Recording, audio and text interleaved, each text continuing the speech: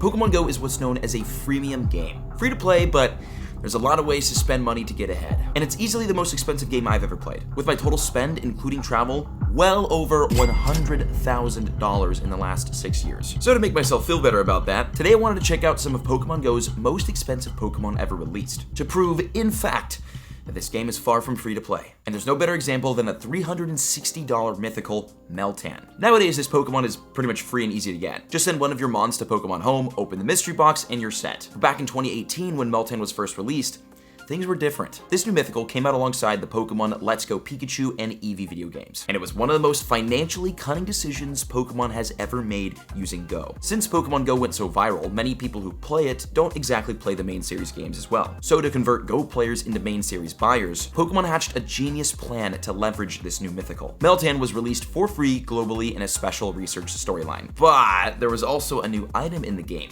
the mystery box, which when opened gave a player 1 full hour of Meltan spawns. How you used this was simply by trading a Pokemon from Go into Let's Go once every couple of days. And for players who didn't have a Nintendo Switch or the Let's Go game, they still had the special Pokemon Go research, but there was something special about Meltan. It could evolve. This is important because it's never happened before. It's the first mythical Pokemon to have the ability to evolve. So getting it for free from special research was great, but for most players, it wasn't enough. We all had to have the world's first evolved mythical in our accounts. And to make it more difficult, Meltan required a whopping 400 candies to evolve into Melmetal, which was impossible to get from the special research and would take months of walking Meltan as your buddy to get it for free. There was only one option: unlock the mystery box. At the time, a Nintendo Switch was going for over $300, and Pokemon Let's Go was an additional $60. You would be shocked at how well this worked. So many people were more than willing to spend the extra $360 to secure this new mythical Pokemon, because it's not like you just got the Meltan. You also got a gaming console and a brand new game. It was the perfect incentive.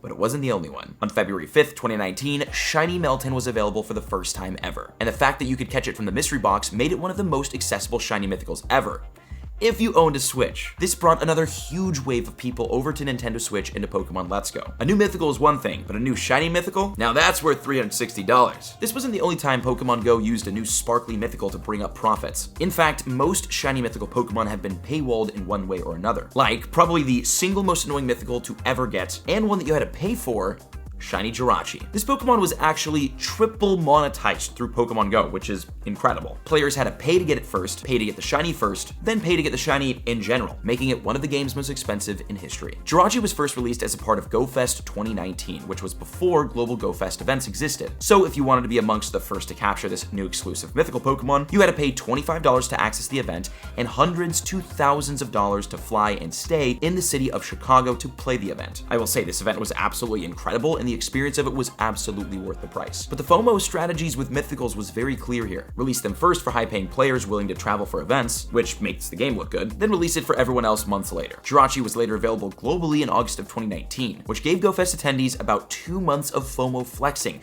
with their new cool exclusive mythical. And this was just the beginning. Fast forward a couple years to February of 2023, the Hoenn Tour. This was one of the most anticipated events of the year. And to make it even sweeter, Jirachi would have its shiny released during it, which made sense. It's the main Generation 3 mythical. And there were 2 super easy ways to get it: spend a little bit of money or spend a lot of money. The Hoenn Tour was free to play globally and had a $30 in-person event in Las Vegas. As part of the Las Vegas experience, all players who attended were able to unlock the Shiny Jirachi research for free. Although I attended this event and am still working on the research, it is the most annoying thing ever. So to be the first with this shiny mythical, players like myself had to pay the $30 attendance fee plus the cost of travel and accommodation in Las Vegas, which wasn't cheap. And if you couldn't make it to the event, don't worry, Shiny Jirachi would be available globally. But it didn't come for free with the rest of the global Hoenn Tour experience. To get Shiny Jirachi globally, players had to purchase a $5 special research storyline that is even more impossible to complete than the one that was given out for free in Las Vegas. Again, triple monetized. One of the largest selling points for exclusive Pokemon like Jirachi is just that,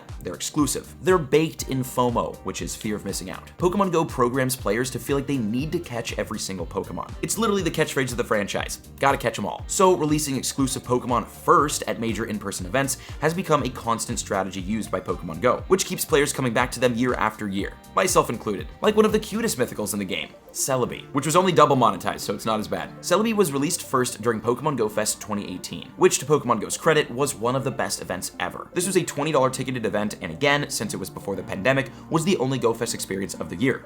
no global one. So to get Celebi first, players had to pay $20 and pay for flights and hotels in Chicago. Then a month later, it was released globally for free as a part of the Ripple in Time special research. It wouldn't be available again for over 2 years until something incredible happened. The shiny was released globally.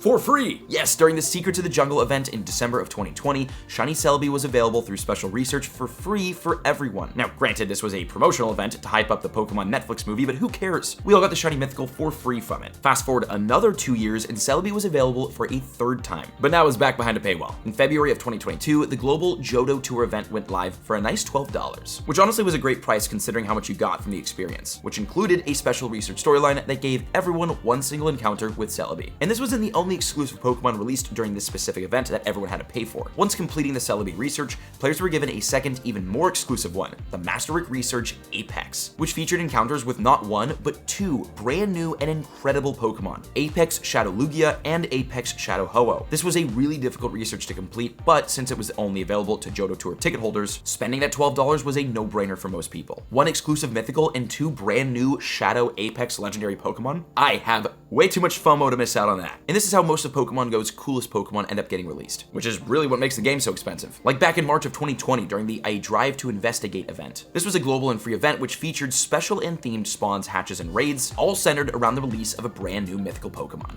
Genesect. Now, this was long before Genesect came to raids, so how did you get one? For an extra $8, players were able to purchase a special research storyline that cured that terrible case of FOMO. The official Pokemon GO announcement literally read, a new special research line featuring an early access encounter with a Genesect. This is Genesect's first appearance in Pokemon GO. When translated, it read, pay $8 and you get this brand new exclusive mythical before anyone else. Then 3 months later, it was released globally during a special event. This paid ticket FOMO strategy is one of Pokemon GO's favorite to generate money for a free game. GoFest 2022 was one of the most recent examples with the regional release of 3 new Ultra Beast Pokemon that were only available to catch first if you attended the in-person events. Pheromosa was released in Berlin, Buzzwole in Seattle, and Xurkitree in Japan. These kind of FOMO incentives are one of the most major strategies to get people to attend these Pokemon GO events in person, and their success is imperative to the overall success of the game. They are what sets Pokemon GO apart from all other games, and a huge selling point for investors. So constantly releasing super cool and new Pokemon first at these events is something we'll continue to see forever. And remember that Meltan strategy?